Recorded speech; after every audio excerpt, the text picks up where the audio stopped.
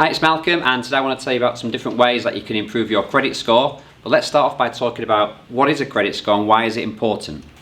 A credit score is something that's given to you by one of the credit reference agencies like Equifax or Experian. They're the two kind of major ones in the UK. And it's just kind of a way that lenders can see your creditworthiness based on your past history. Okay, so there are certain things that go into your credit score which can improve your score or make your score go down to zero in a worst case scenario. The higher your credit score, the more chance you have of actually getting a mortgage. It's based on your past history as a predictor of whether or not you're going to be able to make the new credit commitment that you look at taking out.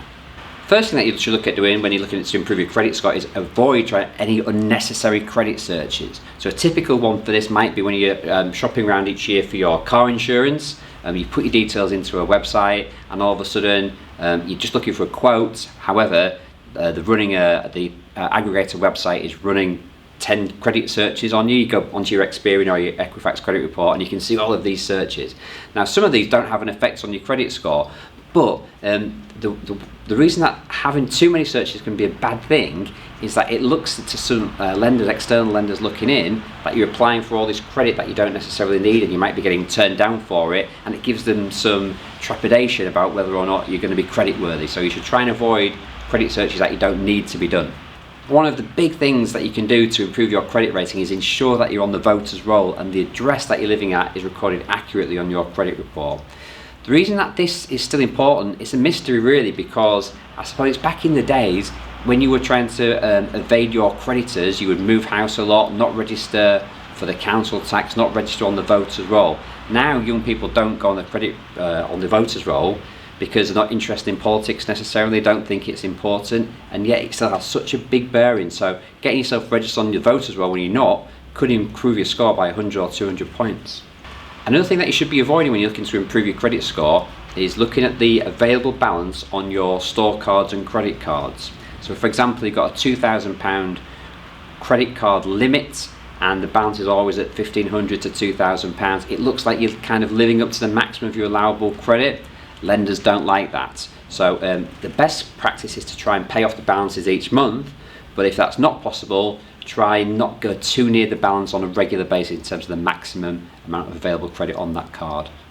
Something that can have a positive impact is going through that credit report with a fine-tooth comb and ensuring that any credit cards and store cards that you no longer use are closed down with the provider.